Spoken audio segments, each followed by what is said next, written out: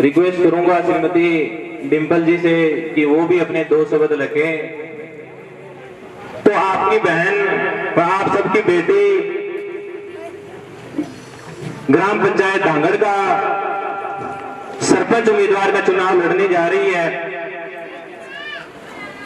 तो उनसे मैं गुजारिश करूंगा कि आप सभी को वो संबोधित करें। एक बार जोरदार तालियों के साथ इनका हौसला अफजाई करें। एक गृहिणी के रूप में इन्होंने इतने सालों काम किया है, लेकिन इतने बड़े लोगों के सामने इनका बोलने का कभी उतना अनुभव नहीं रहा है। तो बीच बीच में सभी साथी ताली बजाकर इनको हौसला अफजाई करें और इनको उत्साहित करें कि ये बोल सके। तो जोरदार तालियों। यहाँ पहुँचे सभी बुजुर्गों, मेरे माता पिता तुल्य, मेरे भाई बहनों, सभी को मेरी तरफ से नमस्कार। मैं आप ही की बेटी हूँ। अगर मुझसे कुछ गलती हो जाए तो मुझे क्षमा करना, नादान समझ के। और ये जो सरपंच पद का चुनाव है, तो इसके लिए हमने ये जो फैसला लिया है, तो इसका सिर्फ ही एक ही मोटिव है कि हमें हमारे गांव का विकास करना है, गांव की सेवा करनी है। जैसा मेरे ससुर जी ने, दादा ससुर ने जो भी किया, हम उनका ये सब कार्य आगे लेके जाने के लिए पुरजोर प्रयास करेंगे। सबसे पहले हमारा मुद्दा रहेगा, जैसा कि आपको इन भाई साहब ने बताया था, हमारे गांव में नशा बहुत है, तो हम जितना कर सकेंगे उससे कहीं ज्यादा प्रयास करेंगे कि हमारे गांव से नशे को हटाया जा सके और आगे जो पीढ़ी है वो नशा मुक्त हो और हमारा गांव भी सभी गांवों की तरह विकास करे, उन्नति के पथ पर चले। हमारे गांव में पहले जो सरपंच रह चुके हैं बुजुर्ग राजेंद्र जी, पीछे जो सरपंच थे प्रेम कुमार कारगवाल जी और आत्माराम खरबास जी, इन्होंने भी हमारे गांव में बहुत अच्छा काम किया है। इसके लिए हमारा गांव इनका तहे दिल से आभारी है।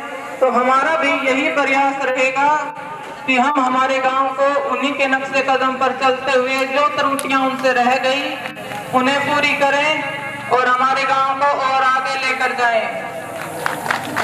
जैसा कि हमने देखा है हमारे गांव में स्पोर्ट्स में हम इसी तरह पूरा ध्यान देते हुए लड़कियों की शिक्षा, खेलों के लिए जो भी हमसे बन पड़ेगा हम पूरा प्रयास करेंगे। सभी तरह की सुविधाएं दी जाएंगी, खेलों में, पढ़ाई में। जिस तरह से कि इन भाई साहब ने आपको पहले भी बताया था, मैं दोबारा बताना चाहूंगी कि हमारे जो भी सरकारी स्कूल हैं इन सब में 10th के बाद 10वीं क्लास के बाद मेडिकल, नॉन मेडिकल आजकल बहुत प्रचलित हो गया है, क्योंकि इसी से आगे मतलब बच्चा बढ़ सकता है। ये थोड़ी ज्यादा टफ स्ट्रीम भी है, तो इसकी तरफ पूरा ध्यान दिया जाएगा। अगर किसी टीचर की, शिक्षक की कमी रहेगी तो हम हमारी तरफ से उसे पूरी करेंगे और एक एक बच्चे को हम चाहेंगे कि वो आगे जाए और हमारे गांव का नाम हमारे देश में नहीं पूरे संसार में रोशन करे। और हमारे गांव में गलियों में भी काफी दिक्कतें हैं, स्ट्रीट लाइट, सब जो भी कमियां हैं हम उन्हें पूरे दिल से दूर करने का प्रयास करेंगे। और जैसा कि इन भाई साहब ने हमें बताया था, मैं कल परसों ही उधर गई थी, वो जो हड्डा रोडी का वो जो मोहल्ला है हमारा, वहाँ पे रहने वाले लोग वाकई बहुत मुश्किलों का सामना कर रहे हैं। तो हम उनके साथ दिल से हैं। सबसे पहले हम उसे ही दूर करने का प्रयास करेंगे ताकि हमारा गांव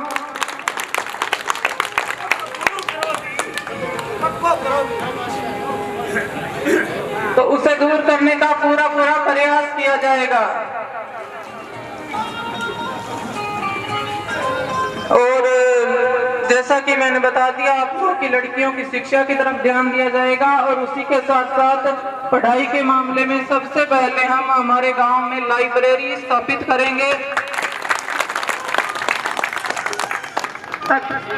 और एक जो मुद्दा है वो स्वास्थ्य का है, और हमारे गांव में उच्च स्वास्थ्य केंद्र जो है वो स्थायी रूप से स्थापित नहीं है और जो भी है उनमें कमियां भी काफी है, बहुत सी चीजें नहीं मिलती। मैं खुद गई हूँ वहाँ पे, मैंने देखा है। तो हमारा पूरा प्रयास रहेगा कि सरकार की मदद लेके हम उसे स्थायी रूप से स्थापित करें और जितनी भी कमियां हैं उन्हें दूर करें, ताकि गांव के लोगों को कोई दिक्कत ना आए।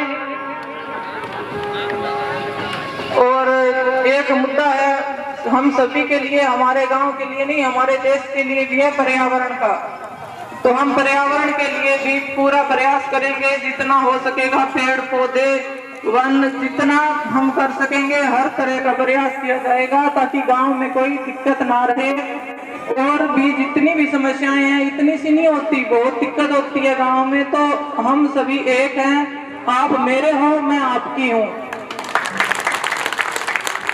तो हम सब मिलकर हमारे गांव को आगे लेकर जाएंगे। जितनी भी समस्याएं होंगी उन्हें दूर करने के लिए ये नहीं है मैं कर सकती हूँ, आपको मुझे पूरा सहयोग देना पड़ेगा, तब हम ये कर पाएंगे।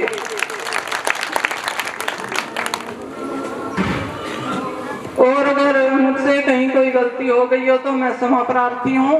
यहाँ पहुँचने के लिए मैं एक बार फिर से आप सभी का तहे दिल से हार्दिक अभिनंदन करती हूँ। मुझे आशीर्वाद देने के लिए बहुत बहुत धन्यवाद। नमस्कार जी।